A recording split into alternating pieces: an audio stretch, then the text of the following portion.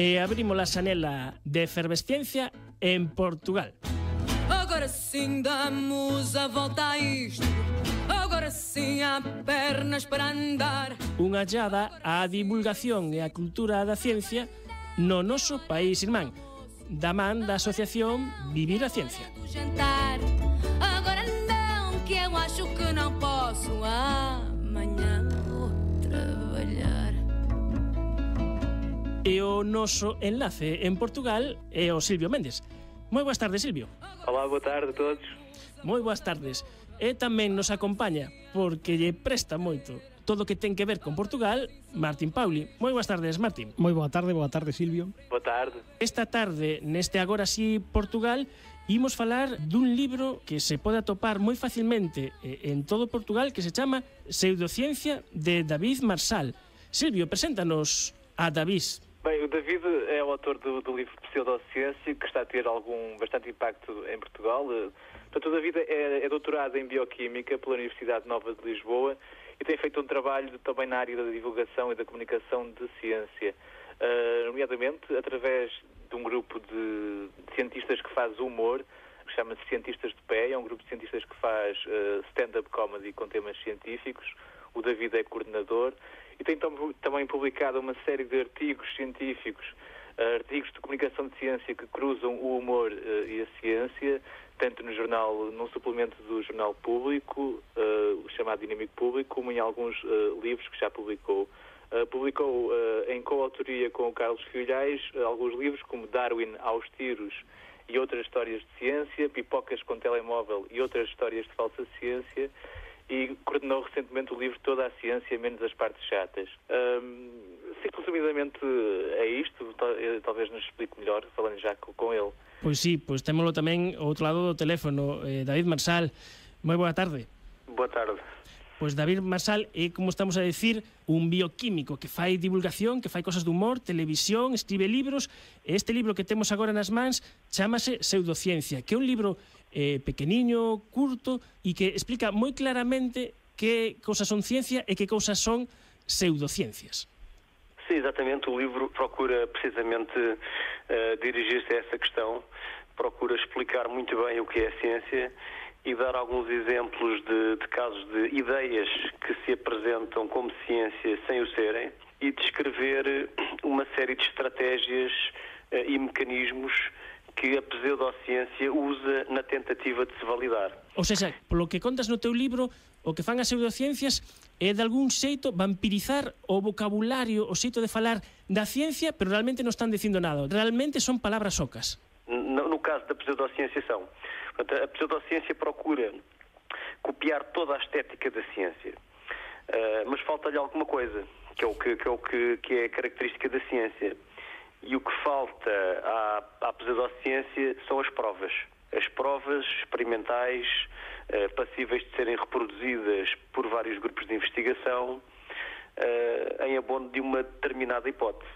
Como a pseudociência não tem provas, a pseudociência imita a estética da ciência e, em sua substituição, apresenta argumentos de autoridade, como figuras de autoridade, como alegados cientistas da NASA ou especialistas, gurus, em cuja palavra nós devemos acreditar que valida uma determinada alegação científica.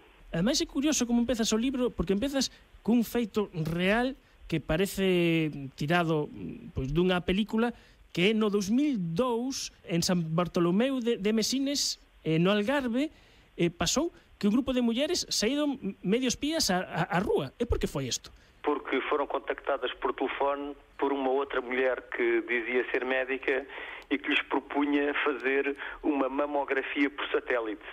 Portanto, elas tinham que se pôr à janela ou ir para um local descampado, desnudarem-se da cintura para cima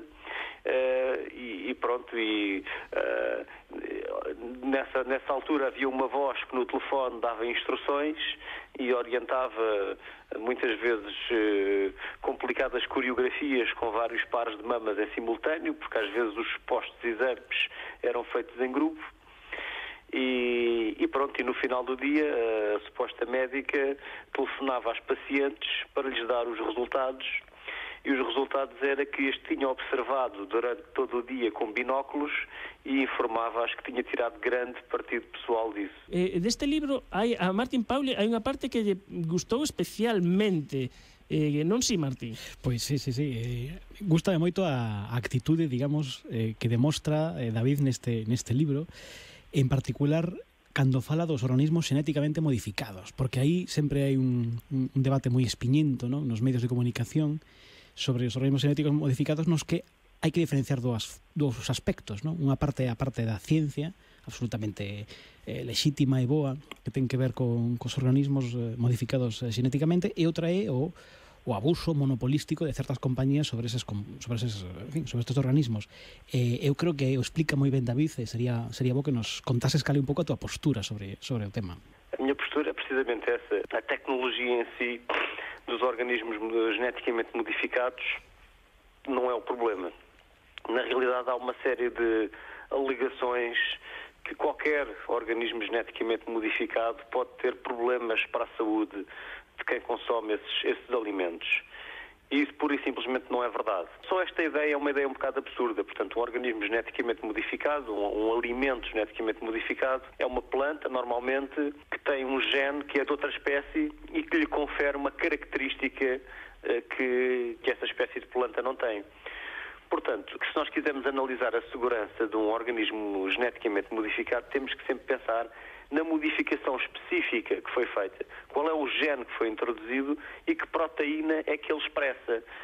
Portanto, pôr tudo no mesmo saco e dizer que qualquer organismo geneticamente modificado, só por ser um organismo geneticamente modificado, é mau para a saúde, é um absurdo. E na realidade não são. A maioria dos organismos geneticamente modificados têm que demonstrar a sua segurança e a sua equivalência nutricional e não há nenhuma demonstração que eles sejam prejudiciais à saúde.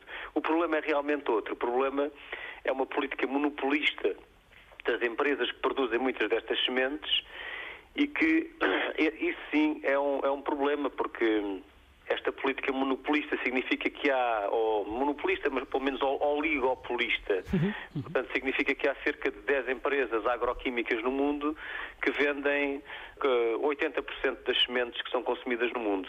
E no caso das sementes de organismos geneticamente modificados, vendem 100% das sementes.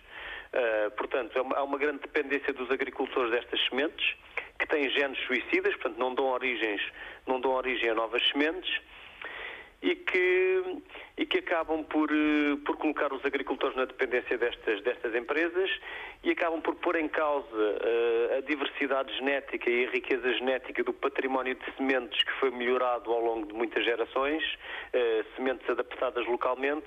Portanto, há aí uma perda de diversidade genética e essa diversidade tem um valor que importa preservar. Mas esses problemas associados às sementes de organismos geneticamente modificados são em grande parte os mesmos associados a sementes de organismos não modificados, portanto, que resultam do mercado global de sementes e destas multinacionais agroquímicas e não tanto da questão de elas serem geneticamente modificadas. Unha cousiña máis, tamén a min un apartado que me gustou, me foi curioso velo incluído neste libro, é o caso do Tamiflu, que neste caso, máis que unha pseudociencia, sería unha mala práctica, unha mala praxe do que é da ciencia. Sem dúvida. Portanto, o caso do Tamiflu é um caso de má conduta científica. A Roche fez uma coisa que muitas empresas farmacêuticas têm o hábito de fazer, escondeu alguns ensaios clínicos acerca do Tamiflu e mostrou apenas aqueles que eram mais favoráveis ao Tamiflu. E escondeu estes ensaios clínicos durante vários anos. E quando finalmente os revelou em 2014, chegámos à conclusão que os efeitos do Tamiflu, que é um medicamento que é vendido para prevenir complicações da gripe, chegámos à conclusão que os efeitos do Tamiflu são muito mais pequenos do que imaginámos e que foi uma visão distorcida da eficácia do Tamiflu que fez os governos de vários países do mundo comprarem grandes quantidades de Tamiflu para reagir às gripes pandémicas em 2005 e 2009. Portanto, de alguma forma, uma certa falsificação do conhecimento científico fez com que uma série de decisores políticos decisores públicos gastassem muito dinheiro a comprar um medicamento com uma falsa expectativa em relação, ou com uma expectativa errada em relação ao seu efeito na redução das complicações da gripe. A verdade é que este foi un tema que deu moito de falar, o tema do Tamiflu, o tratamento para a gripe, e logo ao final resulta que a empresa ocultaba eses datos que decían que con este Tamiflu o único que aforraba era medio día máis de recuperación, que prácticamente non é nada.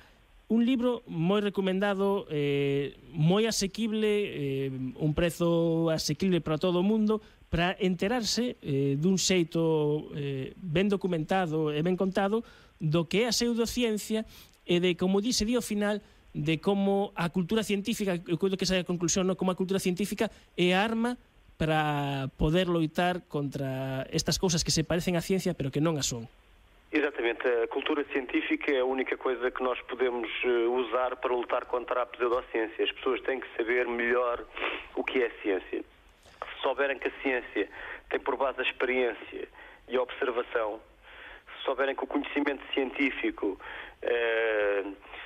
as novas ideias em ciência são tendências que se vão consolidando ao longo dos anos, com a participação de vários grupos de investigação de diversos países, que se souberem que, e não o produto de génios solitários, se souberem que um dos princípios da ciência é a transparência, temos que explicar como é que chegamos a uma determinada conclusão, como é que obtivemos determinados dados. Se as pessoas souberem melhor o que é a ciência e o processo científico, mesmo não sendo especialistas em todas as áreas da ciência, que ninguém consegue ser, nem mesmo os cientistas, muito mais dificilmente se deixarão levar pelos enganos da pseudociência. Pseudociencia, editado pola Fundación Francisco Manuel dos Santos, e falamos co seu autor David Marsal, co que ademais temos que volver a falar de algunhas das iniciativas nas que está implicado, eso de cientistas de pé, temos que contalo aquí en Efervesciencia, pero eso será doutra volta. Moitas grazas, David. Obrigado, eu que agradeço o convite. Martín Pauli. Até a próxima. E tamén, como sempre, nesta xanela que abrimos a Portugal, chegamos a este libro de pseudociencia gracias ao Silvio Méndez da Asociación Viver a Ciencia. Muito obrigado, eu que agradeço, e un abrazo para a Galiza. Pois unha aperta moi grande.